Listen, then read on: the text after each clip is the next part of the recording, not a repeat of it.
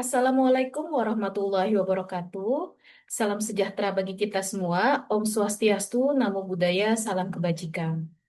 Yang saya hormati Profesor Marwan Asri selaku dosen pembimbing sekaligus dosen penguji serta para dosen penguji lainnya. Terima kasih atas kesempatan untuk mempresentasikan hasil penelitian tesis saya. Sebelumnya mohon izin saya memperkenalkan diri. Nama saya Martina Nagasia. Saya mahasiswa MBA UGM Jakarta. Pada kesempatan kali ini, saya akan mempresentasikan hasil penelitian tesis saya yang berjudul Analisis Kesiapan Penerapan IFRS Sustainability Disclosure Standard bagi Emiten di Indonesia. Adapun latar belakang penelitian yang saya lakukan adalah, yang pertama, dengan memperhatikan bahwa isu keberlanjutan saat ini telah menjadi pusat perhatian ekonomi global, di mana ESG tidak lagi sebagai sekedar pelengkap, namun telah menjadi elemen penting dalam pengambilan keputusan investasi. Oleh karena itu, maka dibutuhkan pelaporan keberlanjutan yang andal yang dapat mengkomunikasikan strategi dan capaian perusahaan secara akurat, di mana pelaporan keberlanjutan tersebut harus seragam dan dapat diperbandingkan satu sama lain. Saat ini banyak sekali standar pelaporan keberlanjutan yang ada di pasar, seperti GRI, SASB, TCFD, yang menyebabkan ketidakseragaman dan kesulitan membandingkan laporan antar perusahaan. Oleh karena itu, IFRS Foundation telah membentuk ISSB atau International Sustainability Standard Board dan menelurkan standar baru untuk laporan keberlanjutan yang kita kenal sebagai IFRS S1 dan S2. Penerapan IFRS S1 dan S2 sendiri sudah mulai berlaku sejak 1 Januari 2024. Oleh karena itu, diperlukan penelitian yang mengkaji kesiapan emiten di pasar modal Indonesia dalam penerapan IFRS S1 dan S2 tersebut. Adapun pertanyaan penelitian ini dibagi menjadi tiga. Yang pertama, apakah terdapat pengaruh atas praktik laporan keberlanjutan saat ini yang diterbitkan oleh emiten berdasarkan POJK 51 dan SEOJK 16 terhadap kesiapan penerapan standar IFRS S1 dan S2? Kemudian yang kedua, apakah ukuran perusahaan juga berpengaruh terhadap kesiapan penerapan standar IFRS S1 dan S2? Yang ketiga, apa saja tantangan utama bagi emiten di Indonesia dalam menerapkan IFRS S1 dan S2? Sehingga tujuan penelitian adalah untuk menjawab pertanyaan tersebut dengan melakukan uji pengaruh atas praktik pengungkapan laporan keberlanjutan saat ini, serta melakukan uji pengaruh atas ukuran perusahaan terhadap kesiapan penerapan IFRS S1 dan S2, serta mengidentifikasi tantangan utama yang dihadapi oleh emiten dalam mengadopsi standar tersebut. Tinjauan pustaka dalam penelitian ini yang pertama adalah melihat perkembangan dan perbedaan standar dan kerangka pelaporan keberlanjutan, yaitu antara GRI, TCFD, TNFD, serta IFRS S1 dan S2 itu sendiri. Di mana yang paling membedakan adalah dari segi materialitas, untuk GRI lebih menekankan terhadap impact materiality atau impact terhadap lingkungan dari aktivitas bisnis. Kemudian sisanya lebih menekankan terhadap financial materiality, yaitu menekankan apa saja efek finansial yang dihadapi oleh perusahaan akibat isu climate atau isu keberlanjutan. Kemudian dari rekomendasi IOSCO dalam reportnya terkait sustainability related issuer disclosure merekomendasikan bahwa perbaikan laporan keberlanjutan perlu dilakukan untuk menghindari atau untuk memperbaiki gap dari current reporting saat ini. Oleh karena itu, muncullah standar IFRS S1 S2 yang mengadopsi prinsip-prinsip dari TCFD, SASB, Integrated Reporting Framework, serta CDSB Framework. Adapun kerangka dan hipotesis penelitian ini adalah menguji pengaruh baik secara simultan maupun secara individu atas dua variabel independen atau variabel bebas, yaitu skor pengungkapan laporan keberlanjutan atas praktik saat ini yang dilakukan oleh emiten, serta jumlah aset terhadap kesiapan penerapan IFRS S1 dan S2. Kesiapan penerapan IFRS S1 dan S2 sendiri dinilai dari pengungkapan emiten atau disclosure dari emiten dalam laporan keberlanjutannya yang menyatakan bahwa item yang disajikan dalam pelaporan telah mengikuti prinsip-prinsip dalam TCFD. Kenapa TCFD? Karena memang secara umum atau secara substansi IFRS S1 dan S2 mengadopsi prinsip TCFD tersebut. Sehingga emiten yang menerapkan prinsip TCFD dalam laporan keberlanjutannya secara garis besar atau secara umum dianggap telah mampu untuk menerapkan IFRS S1 dan S2.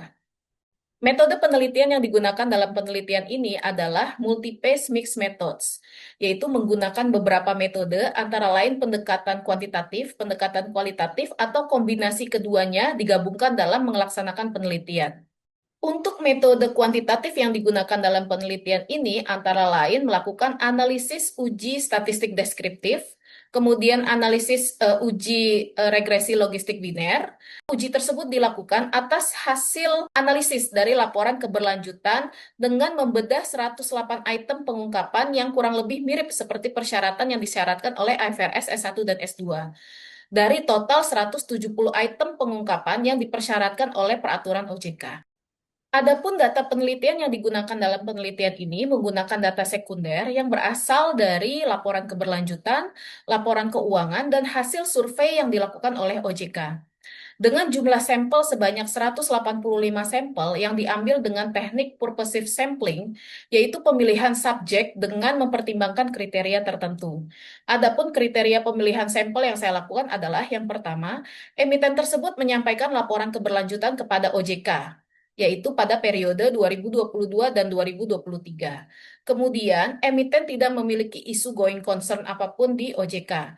Kemudian, untuk emiten pada sektor yang termasuk dalam hard to abate sektor atau sektor yang susah diturunkan emisinya, diambil sampel minimal 20%. Dan pada sektor lainnya diambil sampel minimal 10%.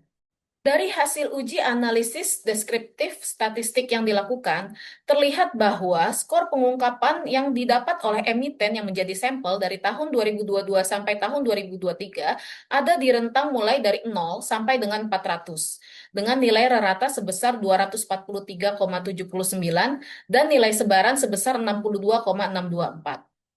Kemudian untuk jumlah aset, nilai minimum tercatat sebesar 31.187.900.000 rupiah yang dimiliki oleh PT ABM Investama sebagai sampel dari sektor energi. Dan nilai maksimum berada di 2.174.219.449 rupiah yang dimiliki oleh Bank Mandiri. Untuk hasil uji regresi logistik biner, yang pertama, saya melakukan uji keseluruhan model atau overall model fit yang menunjukkan bahwa hasil model yang dibangun sudah cocok dengan data yang digunakan atau fit, sehingga penambahan variabel independen berhasil meningkatkan kualitas model yang diregresi. Kemudian uji yang kedua, menguji uji kelayakan model atau goodness of fit test yang menunjukkan bahwa nilai probabilitas atau p-value sebesar 0,929 berada di atas 0,05 yang menjadi batas, yang artinya model regresi logistik biner layak dipakai untuk analisis atau memprediksi nilai observasi selanjutnya. Kemudian dari uji koefisien determinasi menunjukkan bahwa variabel independen, yaitu skor pengungkapan laporan keberlanjutan dan jumlah aset, dalam mempengaruhi variabel dependen, yaitu kesiapan penerapan standar IFRS S1 dan S2, adalah sebesar 30,9%, dan sisanya sebesar 69,1% dipengaruhi dan dijelaskan oleh variabel lain yang tidak diteliti. Kemudian untuk uji hasil hipotesis, di mana sebelumnya hipotesis yang disampaikan adalah apakah variabel independen, yaitu skor pengungkapan laporan keberlanjutan dan jumlah aset, mempengaruhi baik secara simultan maupun secara individu terhadap kesiapan penerapan IFRS S1 dan S2. Dari hasil uji omnibus test of model coefficient atau uji simultan F serta uji walk atau partial T, menunjukkan bahwa variabel skor pengungkapan keberlanjutan dan jumlah aset mempengaruhi baik secara individu maupun secara simultan terhadap kesiapan penerapan IFRS S1 dan S2. Kemudian dari hasil analisis permodelan regresi dan odds ratio menunjukkan bahwa jika skor pengungkapan laporan keberlanjutan naik 1 poin, maka kesiapan perusahaan dalam menerapkan standar meningkat sebesar 88,1% atau 2,413 kali lebih besar atau lebih siap dalam peluang menerapkan. Kemudian jika terjadi peningkatan jumlah aset, maka perusahaan berpeluang 3 kali lebih siap atau lebih tepatnya 3,079 kali lebih siap dalam menerapkan standar IFRS S1 dan S2. Dari uji matriks klasifikasi yang dilakukan, didapatkan seberapa banyak perusahaan yang dinilai siap atau tidak siap dalam menerapkan standar IFRS S1 S2.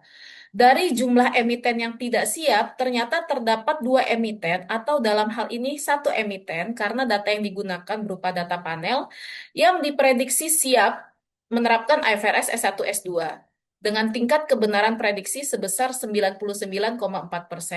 Emiten tersebut adalah PT Bank BNI Tbk. Hasil ini menunjukkan kemungkinan bahwa Bank BNI sebetulnya dari pengungkapan laporan keberlanjutan yang dilakukan saat ini telah mencakup elemen-elemen yang sejalan dengan rekomendasi TCFD dalam hal ini adalah IFRS S1 dan S2. Namun demikian, Bank BNI tidak secara eksplisit menyatakan telah mengadopsi standar TCFD tersebut. Dengan demikian, terdapat total 6 emiten yang dinyatakan siap dalam menerapkan IFRS S1 dan S2. Keenam emiten tersebut adalah Astra International, Bank BCA, Bank BRI, Bank Mandiri, Bank BNI, serta PLN. Hasil survei yang dilakukan oleh OJK pada tahun 2024 terkait tantangan yang dihadapi oleh emiten dalam penerapan IFRS S1 dan S2.